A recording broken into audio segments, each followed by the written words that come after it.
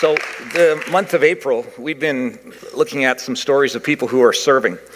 We have lots of roles for people to fill and lots of things that we see Jesus doing here, and we want to participate with him in those.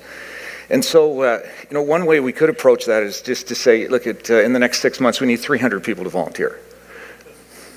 And there would be some of us that would go, I think I probably should do that. Well, yeah, I'll do that. But that's not how we do things. We rather want to tell you stories of the joy that it is to give yourself away to other people.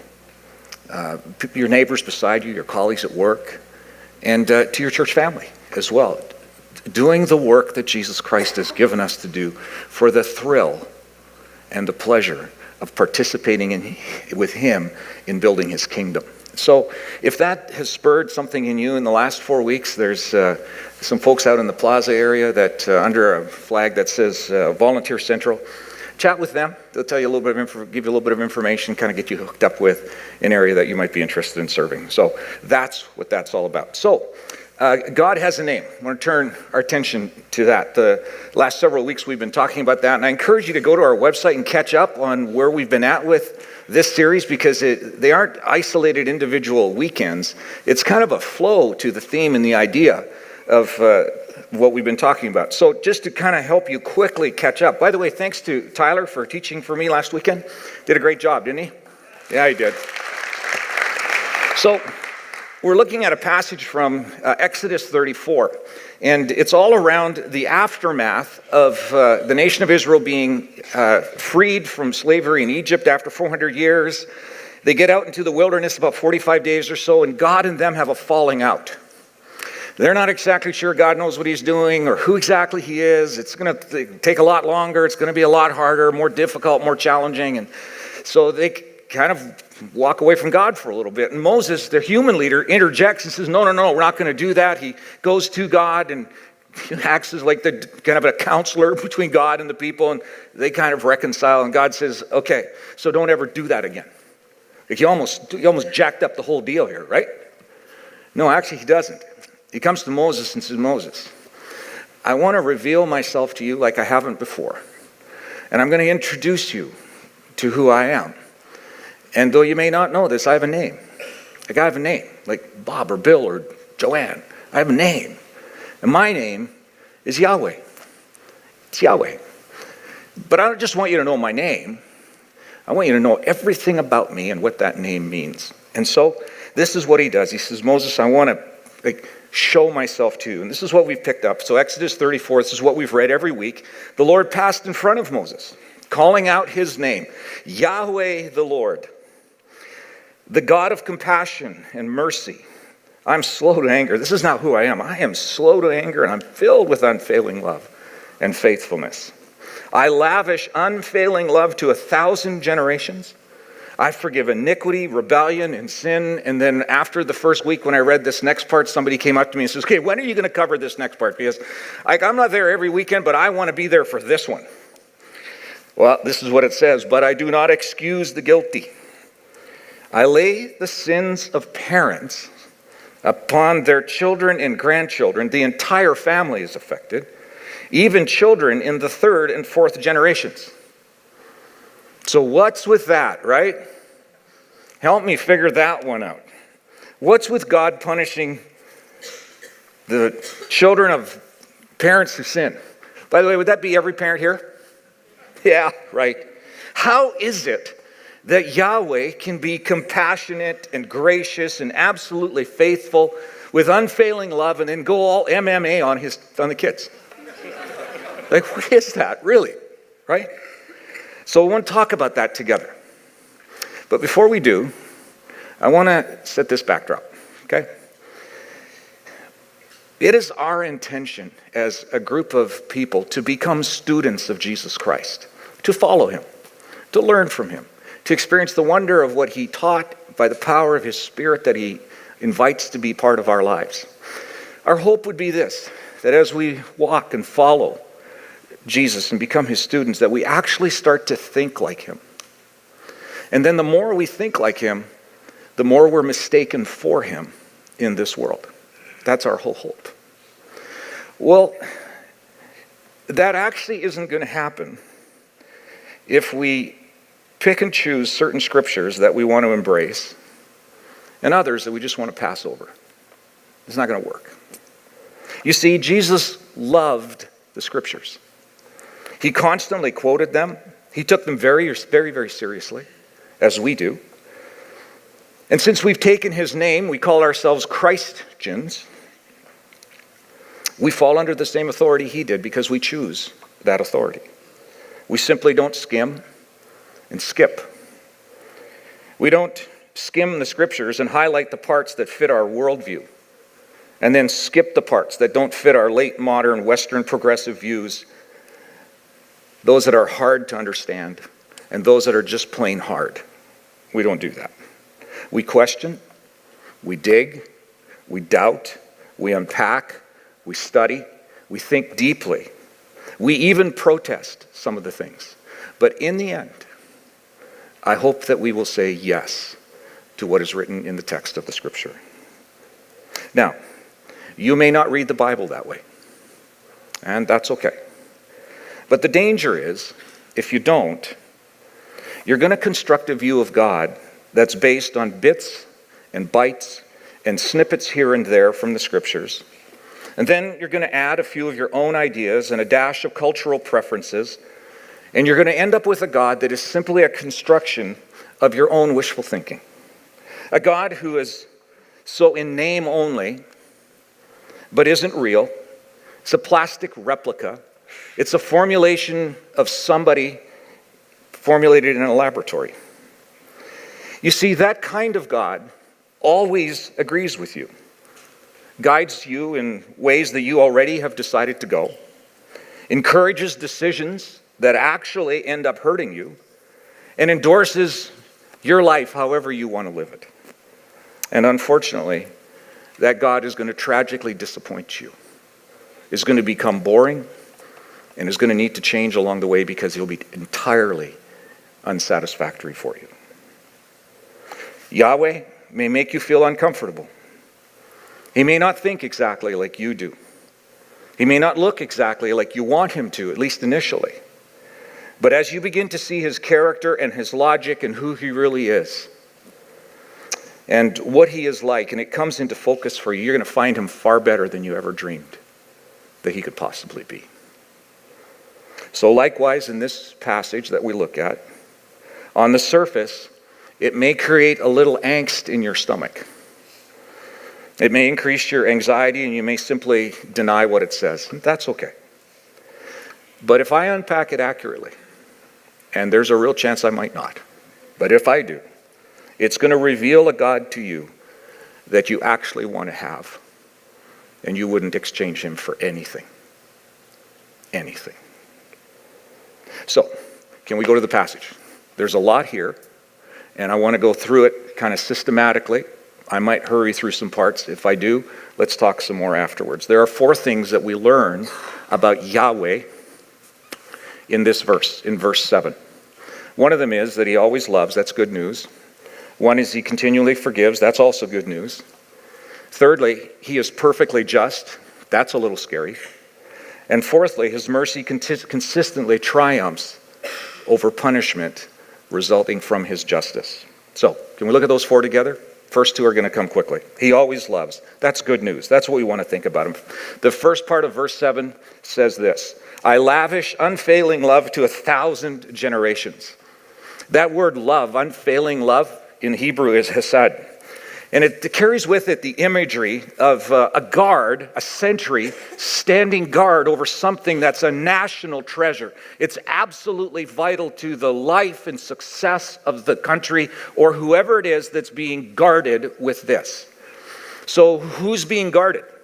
Is it the president of the country? Is it the king? Is it the nuclear codes? Is it some national treasure? No. It is the unfailing love of God for people that's being guarded.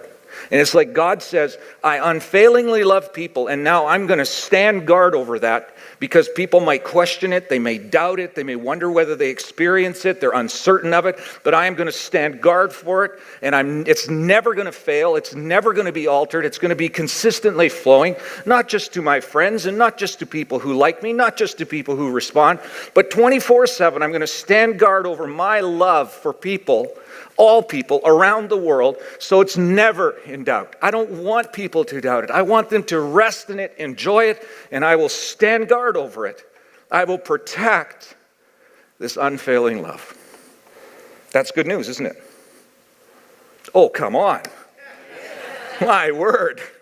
Yes, it is. Secondly, the second part of this verse tells us that God continually forgives. This is what it says: I forgive iniquity, rebellion, and sin. Doesn't catch the whole essence of what's here, but that's what it says. The more accurate way to write this would have been, I am forgiving in the present, I am forgiving right now all iniquity, rebellion, and sins. What it really means is this, that to be forgiving in this context is like someone who picks up someone else's personal indiscretion, shoulders the responsibility for it, and then takes it away someplace where it's never brought back again. That's what that means. And this is what God says he is. When Jesus is introduced to the world by his cousin John the Baptist, I don't know if you remember how it is and what it said in John, I think it's John 1:29. Jesus shows up and John says, hey, behold, the Lamb of God, who what? Takes away the sins of the world. He does that. He takes them away, shoulders them, and takes them to a place where they're never brought back ever again. So, what exactly does Yahweh forgive? Or better, what is he forgiving right now? Well, three things. Iniquity. That's kind of a junk drawer kind of thing. Everything fits into that. Every indiscretion fits into that word in the Hebrew. That's anything from cutting off a senior at Luby's buffet line, to dropping chemical grenades on your own citizens. It's just a catch-all for everything. Rebellion, what's that? That's a legal word. That's somebody who intentionally breaks the rules, knows what they're doing, and they just do it. They're just intentional about it. The sin, that means to miss the mark. It's not any action. It's not a behavior. It's something inside of us. To sin is simply this, to miss the mark with God. Invariably and inevitably, that results in sinful behavior. Never get those two mixed up. Never. Because what God's after is not changing the sinful behavior. He's interested in changing, missing the mark with him, because he knows inevitably if we get the mark right, the behavior will follow. So he focuses on that. It's like he says, God is simply trying to cover all his bases in terms of what he forgives. He forgives everything. There's nothing that it doesn't fit into that category that he will forgive. But here's the thing, and it's really important. God does not just forgive. It says that he is forgiving all the time. It's not just a one-time shot. He's forgiving all the time. Forgiving is just simply a natural default character quality of Yahweh. He can't help himself. When he's most like himself, he's forgiving. Over and over and over again. It's like when you wake up in the morning and you pop your eyes open, he's leaning over top of you and going, hey, today you're going to jack a bunch of stuff up. And I can't wait for you to just realize what you've done and turn to me. And I'm saying I forgive you before you've done it. Because I can't help myself. Because I want you to be whole. I want you to be alive. I want you to know that you're not outside the scope. And so just so you know, when you wake up in the morning, I'm going to have the unmitigated thrill of forgiving you throughout this day. Anybody have somebody that you have done something wrong to? They ever approach you in advance and go, hey, I know like you're just a mess up. And I know you're going to hurt me, and I know you're going to gossip about me, and I know you're going to lie about me, and you're going to betray me. I just want you to know I can't wait till you do, because I am going to be right there forgiving you. That's nuts. We would go to a psychologist and they, well, you're enabling before the fact. That's not even enabling. You're enabling before the fact. You can't do that. But our God does. Our God does. This is what he's saying with this. Okay, but there's a counterpoint. Not a contradictory point, a counterpoint. That's something different. A counterpoint to the forgiving nature of Yahweh. And it's this: he is perfectly just. This is what the third part of verse 7 says. But, and we don't like that but in there, but I hope we'll learn to like it. I do not excuse the guilty. I don't. Now hold on for just a second. Maybe I'm enough of a skeptic, maybe I'm a little bit of a cynic. I think God just contradicted himself right there. Here's what I think maybe his logic doesn't work if I misunderstand what justice is. Yahweh has just said this, hasn't he? That he eagerly forgives every variety of iniquity, rebellion, and sin. He just said that, didn't he? In that case, there shouldn't be anybody guilty, right? It's already forgiven. That means there's nobody guilty. Isn't that what it means? If everyone's been forgiven, where's the guilt? Here's where it is. Not everybody wants to be forgiven or thinks they need to be forgiven. And that's where this justice comes in. You see, there are lots of people who deny that they're sinful. Lots of people. They cloak it in things like, nobody's perfect. But there's a difference between that statement, nobody's perfect, and someone saying, I'm wayward from God. I kind of rejected him. I'm not doing things I'm not following in what he wants me to do. That's a different category completely. Our postmodern and quickly becoming post-Christian culture essentially denies human sinfulness the way the scripture teaches it. If you recall the words of Paul, the great first century Christian teacher, a letter he wrote to the city of Rome, along the way he writes, he says, all have sinned and fall short of God's glorious, ideal, and divine righteousness. Everybody. Every human being is born imperfect and with an innate internal GPS bent towards self and sin. It's out of step with our culture and the rational mind. It's kind of thought of as a religious holdover from an ancient world that we need to move beyond. And the result of this denial is that there's still evil in the world, even if we reject the idea that all have sinned. There's still brokenness that rubs up against us and creates pain for us, and we create pain for others. It's just in that world you don't have to take responsibility. It's somebody else's fault. We are pros at blaming somebody else. Our culture makes it a mission to not own it, but to shift it. That's how we deal with it. We blame it on illegal immigration, on left-leaning politics, on right-leaning politics, on Congress, on the president. It's the police, it's the ACLU, it's the NRA, it's corporate America, it's academics, it's religion, it's lack of religion, it's the wrong religion. No, that's not how it is defined. It isn't. It isn't somebody else's fault. But we don't want to admit that, because now we're responsible for it. And we will have to do something with it.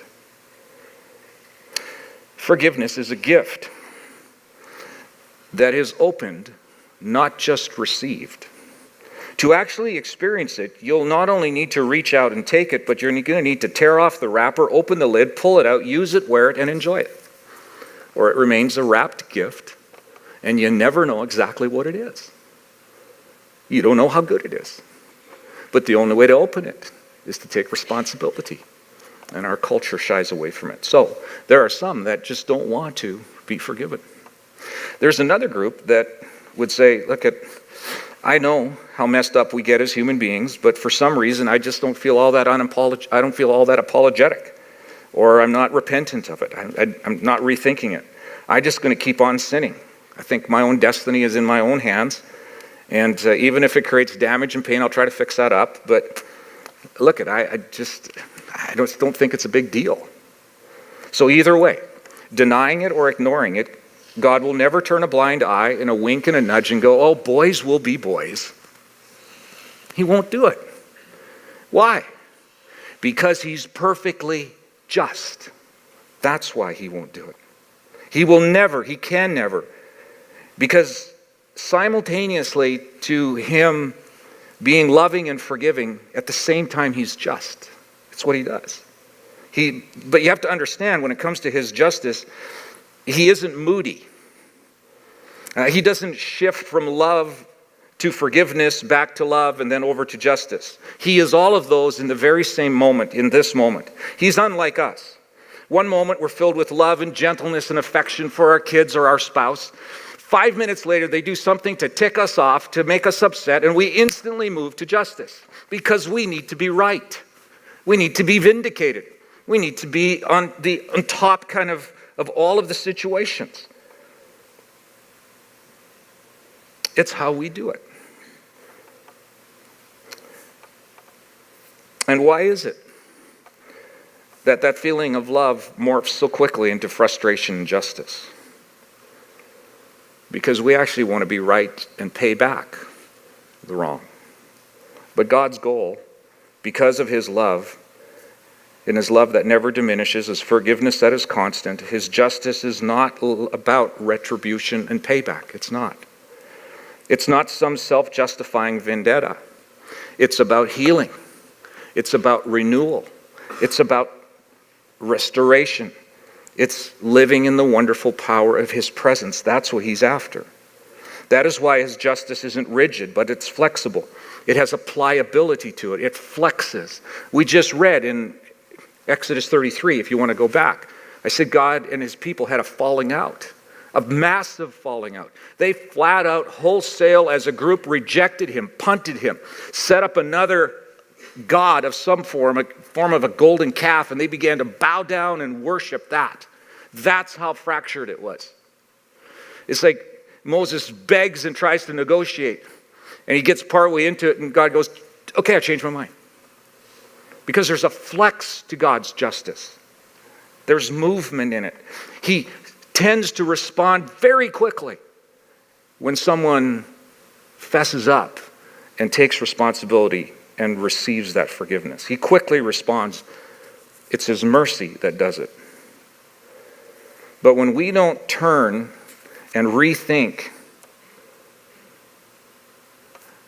then he is willing to wait as long as it takes for us to turn back to him. He's extraordinarily patient. He'll even leverage the consequences sometimes of the decisions that we make, waiting for us to make a move in his direction so he can sweep in and he can restore and heal and renew. I heard this over 20 years ago and it's stuck with me. Yahweh loves you just the way you are, but he loves you too much to leave you the way you are.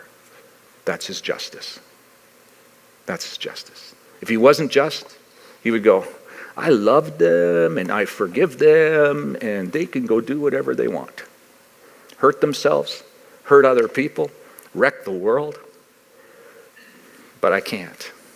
Because at the same time I'm loving, at the same time I'm forgiving, they matter to me, and what they do with their lives and who they are matters to me. And I will not leave them in that same broken state. I won't do it. So, to put it all together so far, because Yahweh is unfailingly loving, we do not have to cower in fear and dread for the iniquity, rebellion, and sin that's part of our lives. We can present our sin-tarnished and sin-damaged selves to him. And because Yahweh is continually forgiving, he will pick up those sins. He will put them on his shoulder and carry them away to a blood-stained cross just outside the walls of Jerusalem, put them on the shoulders of his son, and his son will take them away, never to bring them back again. And because Yahweh is just, we can live each moment certain that we will be relentlessly led on paths of rightness and righteousness simply because we belong to him. The first two you won't chafe at. This one, we will. We will. Okay, but what's the deal with punishing the kids of the parents? Right? Or had you forgotten that part? No, I hadn't forgotten that part. You're wondering, where are you going to, like, you're 20 minutes into this. When are you going to get there? Okay? So this is what it says. The fourth part is, I lay the sins of parents upon their children and grandchildren. The entire family is affected. What can that possibly mean? Well, to start with, it can't mean what it sounds like on the surface. Yahweh is not saying that if grandma cheats at blackjack at the senior's home, that little Johnny is going to end up embezzling money and end up in jail. Not saying that. No. How do I know that? Well, because this isn't the only place that Moses writes about this kind of thing. In Deuteronomy 24:16, this is what he writes. Parents must not be put to death for the sins of their children, nor children for the sins of their parents. Those deserving to die must be put to death for their own crimes. We're all responsible for our own stuff, is what he's saying. So what does Yahweh mean that he lays the sins of the parents upon their children and grandchildren? The entire family is affected. Well, it means a couple of things. One is this. The parent's sin has consequences for the children's future. It does. Some of our sin has minor consequences. Some of our sin has major consequences that actually will linger to some generations down the road. We see it over and again. If mom and dad are running a meth lab out of the home, and they get caught, and they get arrested, and they get sent to jail for trafficking, and the kids are raised by extended family or in foster care, they go to group home, there are consequences for that. We get that. We understand that. And this is what is being said with it. J.D. Greer, in a book I read a chapter of this last week, talks about natural consequences of decisions and choices we made. He uses this story of a son that comes into the kitchen area where his dad is and says, "Dad, I want some milk." And the dad says, "Oh, hey, the milk's bad. You better choose juice today. You better go for the juice." Little boy pulls out the milk, pours a cup full of chunky, slimy, odorous, sour milk, and drinks it. Consequences for not listening to dad? Yeah, he's still going to say, "Dad, it's your fault. Why didn't you tell me?" But no, it's his responsibility. There are consequences for that. Abuse of all kinds in the home has consequences. Absentee parenting has consequences. Helicopter parenting has consequences. It's what he's saying. It affects our brokenness as parents, and we're all broken. But it has effects. And sometimes those are significant to outlast not only our children, but our grandchildren and our great-grandchildren. There's a second thing that he says in here. Sin left unchecked will almost always repeat itself in some form. It's almost like sin has a DNA that we pass on to our kids. Even if we swear that we're not going to do what we had our parents or grandparents do, we're just going to choose a different path. Somehow it's amazing. It may not be that specific thing, but there's stuff that's unchecked in our lives that gets passed on. It does. Recently I heard the tragic story of a mom who grew up in a home with an over-the-line perfectionist mom. Nothing was ever good enough for her, and she used humiliation as her mode of punishment. So when she was a teenager, she ran away from home a number of times while she was in high school, and then finally when she graduated from high school, she ran far, far away, and has not to this day restored her relationship with her mom. But now she has a teenage daughter of her own, and she's constantly at odds with her teenage daughter and can't quite figure out what to do. And so some weeks ago, her daughter ran away for the night, didn't come home for the night. The mom told me that she's exactly the opposite of her mom. She gave her daughter everything that she never had in the home that she was growing up. She seldom corrected her, never tried to shame her, always tried to build her up and encourage her. Never disciplined her out of anger. Gave her child freedom as a teenage daughter. How could that be repeating itself? It does. It just does. Yahweh is saying that sin has consequences, and it isn't beyond him to let the consequences be the vehicle to bring about real change and righteousness. It's his justice. It's what it is. So if that's a bit unnerving, let me read this verse, part of this verse again. Even children to the third and fourth generation. Can I tell you something? That is not unnerving to me. That is so encouraging. That is a redeeming statement right there. It's an amazingly redeeming statement. Let me put the start of this verse and the end of the verse on the screen together. So this is going to be Exodus 34, 7a and 7d.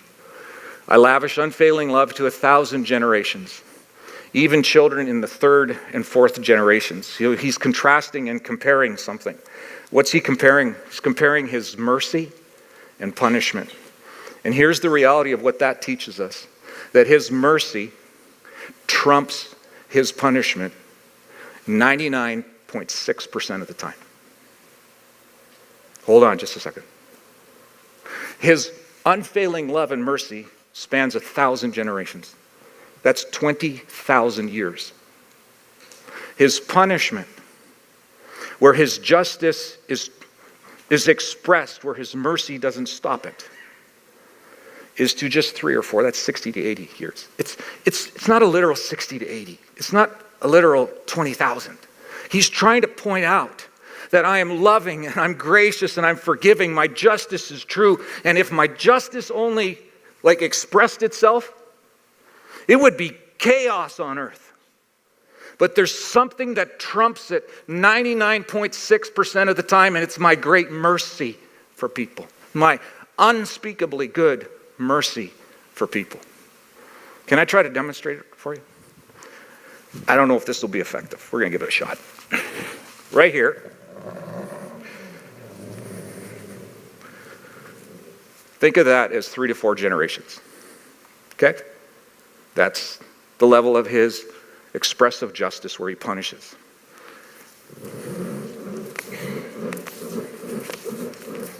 This is his mercy.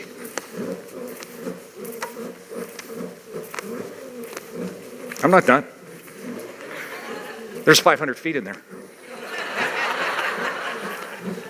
This is his mercy. Can you cheer for that?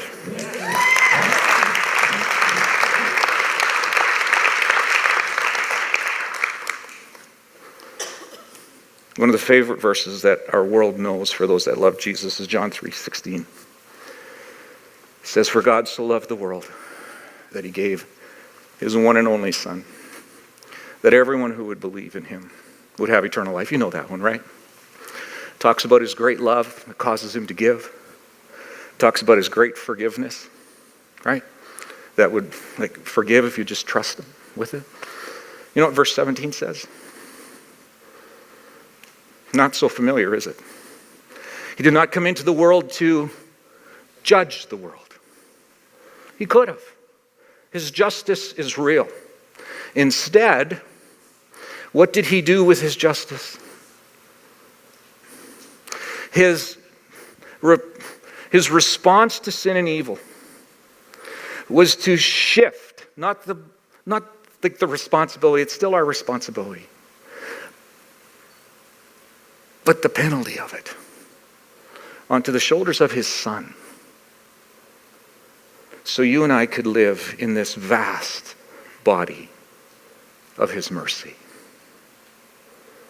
Why would anybody choose to live, because it's a choice, in that section when there is all this available? We love to focus on his love, and we should. We really should. We love to experience his forgiveness. And then we construct a God that isn't the real God. Our God is just. He'll never overlook, because that's not what forgiveness is. He'll never overlook our sin, our rebellion, our iniquity. But he does invite us to experience the gift of his forgiveness, to bypass his wrath or his justice and live in his mercy. And he left that choice with you and me. Isn't that remarkable? Left it with you and me. And there are many in this room who have made that choice to say, it's exactly what I want. I want to live in his love and forgiveness and let his mercy spill to take away the weight of my sin. But I don't think everybody, maybe not everybody, What would you do if you're still like living in that 2-foot section of that rope? You would lean back on his love and his forgiveness, recognize his justice, confess the sin, the waywardness, invite his mercy to overwhelm your world, and live in it by the power of his Spirit that will come and invade your world and your life. And I would be remiss this morning. I would miss an opportunity if I didn't give you that opportunity to say yes to that. So Butch, come bring the band. We're going to sing a song that repeats Yahweh's name over and again and speaks how critical he is to life with us. And I invite you just to sit right where you are. Let the words of the song wash over you. And if this is your day to move into his mercy and his grace, you make that choice and that decision in a conversation with him right where you are. Right where you are. And if you would you come talk to me afterwards? And just let me know. Not that I need to know, but you need to tell somebody. Would you tell someone?